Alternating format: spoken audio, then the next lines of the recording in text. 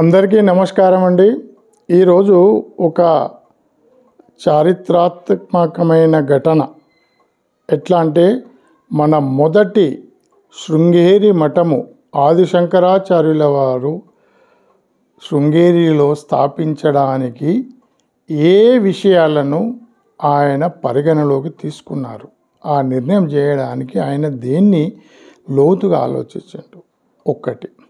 రెండవది, గాయత్రి మంత్రం యొక్క మహిమ ఈ కథలో వస్తుంది.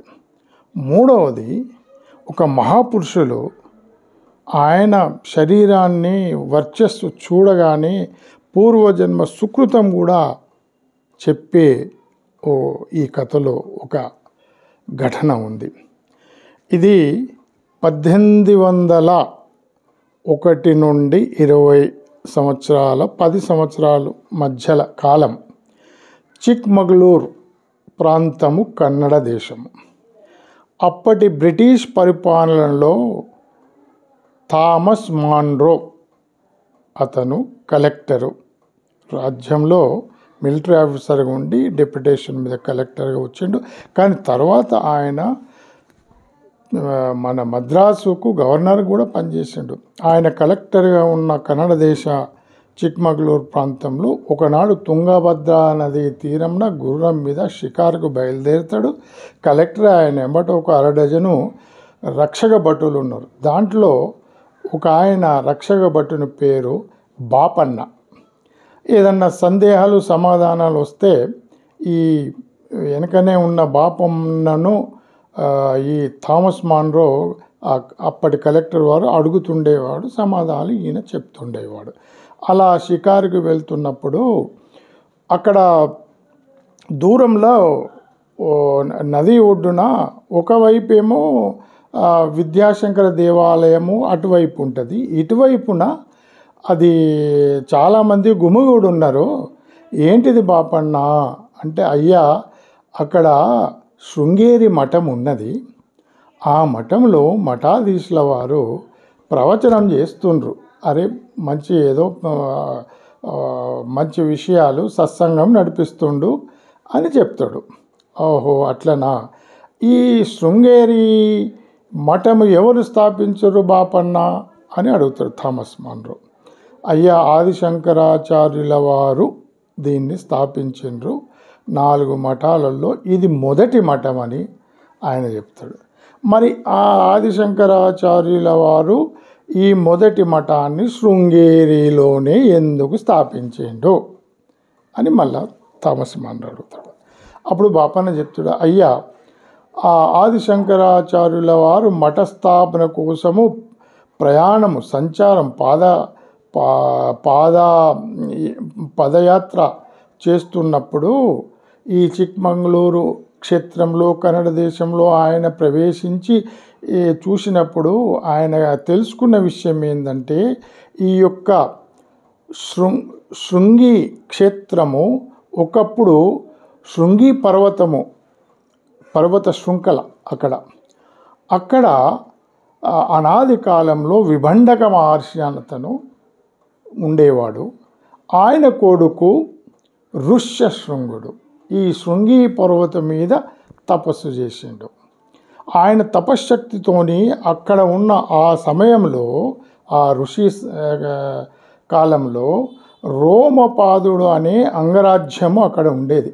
రాజు రోమపాదుడు 10-12 ఏళ్ళు కరువు కాటకాలు, ప్రజలు నానా కష్టాలు పడుతుంటే విభండక మహర్షిని అడుగుతాడు, అయ్యా దీనికి ఉపాయం చెప్పుండంటే, ఋష్యశృంగ పర్వతం మీద నా కొడుకు తపస్సు చేస్తుండు ఋష్యశృంగుడు, ఆయన ఈ దానికి సమాధానము చేయగలడు.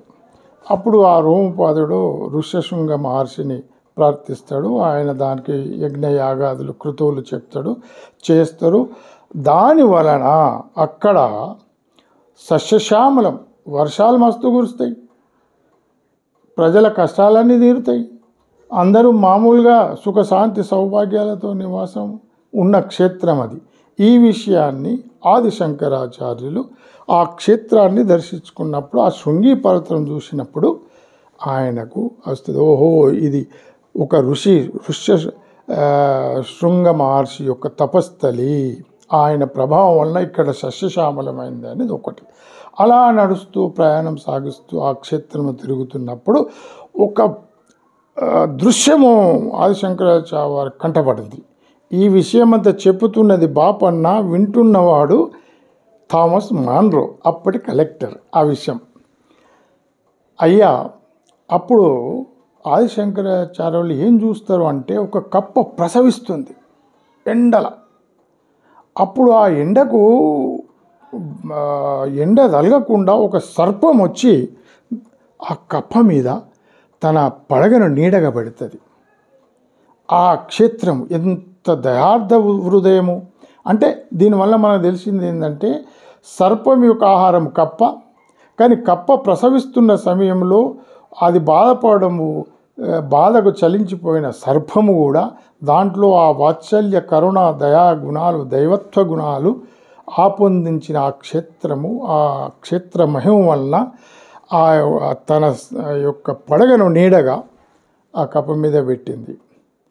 అది శంకరాచార్యుల వారి కంటికి కనిపిస్తుంది.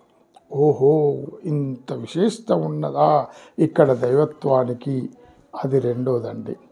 ఇక ఇలా విషక్షేత్ర మహిమ గురించి చెప్పుకుంటూ పోతున్నప్పుడు మన ఆ క్షేత్రంలో శంకరాచార్యుల వారు దగ్గర దగ్గర 12 సంవత్సరాలు ఇక్కడ ఉన్నారు. అక్కడ మండన మిశ్రుడు ఆదిశంకరాచార్యులతో శాస్త్రార్థం చేయడానికి పూనుకున్నప్పుడు ఆయన యొక్క భార్య ఉదయభారతి జడ్జిగా పనిచేసింది. మరి ఆమెలో ఏ దైవత్వం వచ్చిందే కానీ దాంట్లో ఆదిశంకరాచార్యులు గెలిచిండ్రు.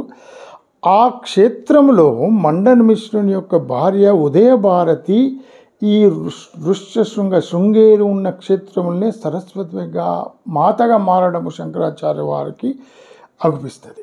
ఓహో, అమ్మవారే స్వయంగా ఉదయభారతి రూపంలో వచ్చి నన్ను గెలిపించిండ్రు.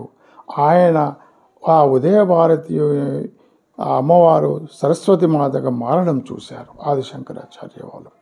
ఈ 3 సంఘటనలను నిర్ధారించుకొని అక్కడ శృంగేరి మఠము స్థాపించబడ్డది అయ్యా అని బాపన్న థామస్ మాన్రో చెప్తాడు. మరి అంతమంది గుమిగూడుతున్నారు కదా, అక్కడ అంత తేజోవంతమైన వర్చస్సు ఉన్న ఆ యొక్క మఠాధీశుల వారు అక్కడ కూర్చున్నారు. నువ్వు అక్కడ స్త్రీలు ప్రవేశించరాదని ఒక నియమం ఉంది కదా, అవునా అంటే అవునయ్య, అక్కడ స్త్రీలు ప్రవేశించరు. అందరూ బ్రహ్మచారులు, గృహస్థులు, తర్వాత సత్సంగం వినేవాళ్ళు, మంచి విషయాలు వినడానికి అక్కడికి వస్తుంటారు. అక్కడ యొక్క మఠాధీశుల వారు, ఆచార్యుల వారు చెప్తుంటారు. అంటే ఆహా, ఎంత అదృష్టము భారతదేశంలో పుట్టడము, అక్కడ ఉన్న మఠాధీశులు ఎంత దేదీప్యమానంగా ఆయన యొక్క వర్చస్సు వెలుగుతుంది, ఎంతైనా ఎంత పుణ్యం చేసుకుంటే ఈ భారతదేశంలో పుట్టాలే బాపన్న అని థామస్ మాన్రో తన విచారాన్ని వ్యక్తం చేస్తాడు. కానీ అంతకంటే గొప్ప తేజోమయ స్త్రీమూర్తి ఆ పీఠాధీశుల పక్కన కూర్చున్నారు. ఆమె యొక్క ముఖ వర్చస్సు చూసినా, సౌందర్యం చూసినా భూలోక సుందరిలాగా ఒక బ్యూటిఫుల్ గర్ల్ లాగా అనిపిస్తుంది. నువ్వేమో స్త్రీలు అక్కడ ప్రవేశించడంటివి, మరి ఆమె ఎవరు అని థామస్ మాన్రో బాపన్నను వాళ్ళ కానిస్టేబుల్, హెడ్ కానిస్టేబుల్, ఇన్స్పెక్టర్ని అడుగుతాడు. అప్పుడు బాపన్న ఒకసారి అటు చూస్తాడు శృంగేరి పీఠం వైపు. అక్కడ బాపన్నకి ఎవరు కనిపించరు, అంతా మగవాళ్ళే కనిపిస్తారు. అయ్యా సార్, అక్కడ ఎవరు ఆడవాళ్ళు లేరు కదా, మాకేం కనిపిస్తారంటే, నాకు కనిపిస్తారు, నువ్వు పోయి అడిగి తెలుసుకురాపో అంటాడు. అప్పుడు బాపన్న ఆ మఠం దగ్గరికి పోతాడు. ఫస్ట్ మఠం శిష్యులు నడుతాడు. అయ్యా, కలెక్టర్ గారు వచ్చిండ్రు షికారికి, ఆయన గుర్రం మీద వచ్చిండ్రు, అక్కడ గుర్రం దిగి నిలబడి చూస్తుండ్రు కదా, ఆయనకి ఎవరో పీఠాధీశుల వారి పక్కన ఒక స్త్రీమూర్తి కనిపిస్తున్నదట, ఆమె ఎవరు అడిగి రమ్మన్నారయ్యా అంటే, అప్పుడు శిష్యులు కూడా చూస్తారు, అరే అక్కడ గురువుగారే ఉన్నారు, పీఠాధీశ్వరులు ఉన్నారు, ఆయనకు ఎటు దిక్కు ఎవరు ఇక్కడ ఆడవాళ్ళు లేరు కదా, అలా ఎందుకు ఆయన అంటున్నాడు?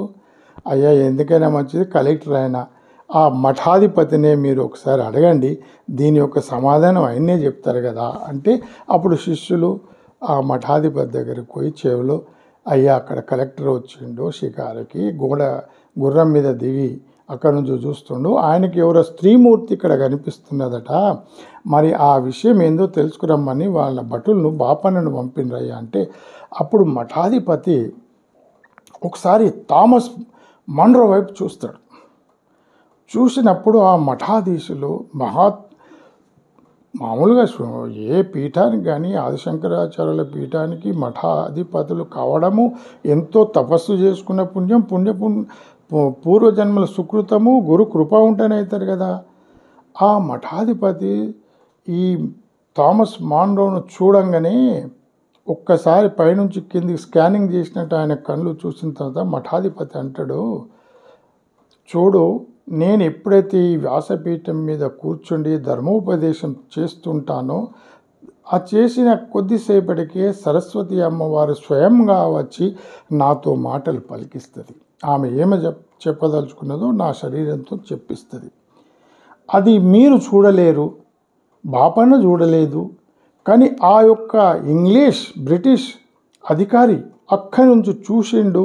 ఆ అమ్మవారు ఆయన కనిపించిందంటే ఈ మనిషి ఏదో పూర్వజన్మలో ఈ భారతదేశంలో జన్మిస్తాడు, అనివార్య కారణాల వలన పాశ్చాత్య దేశంలో జన్మించిండు, అక్కడ కర్మ కారణంగా మళ్ళీ ఇక్కడికే వచ్చిండు. ఇది సరస్వతీ మాత కనిపించింది అంటే ఇతడు పూర్వజన్మలో గాయత్రి మంత్ర సాధకుడు, గాయత్రి జపం చేసిన వాడైతేనే అమ్మవారు కనిపిస్తారు అని ఆ యొక్క మఠాధిపతి గారు బాపన్నకి రహస్యం చెప్తాడు. అదండి గాయత్రి మంత్రం యొక్క జపం యొక్క రహస్యం. తర్వాత ఆ కథను కట్ చేస్తే ఇక్కడ చెప్పవలసుకున్న విషయం ఏంటంటే, గాయత్రి మంత్రం యొక్క విశేషత ఆ గాయత్రి మతం జపం వలన జన్మలకు మనకు సురక్షగా, మనకు సకల కీర్తి, ఆయుష్, ప్రాణము, రకరకాల సుఖశాంతి సౌభాగ్యాలను ప్రసాదిస్తుంది అనటలో సందేహం లేదని నా యొక్క ప్రగాఢ విశ్వాసము. ఆ విషయము చెప్పడానికి ఈ చరిత్రలో ఉన్న కథను మీకు చెప్పాలనిపించింది, చెప్పాను అందరికీ.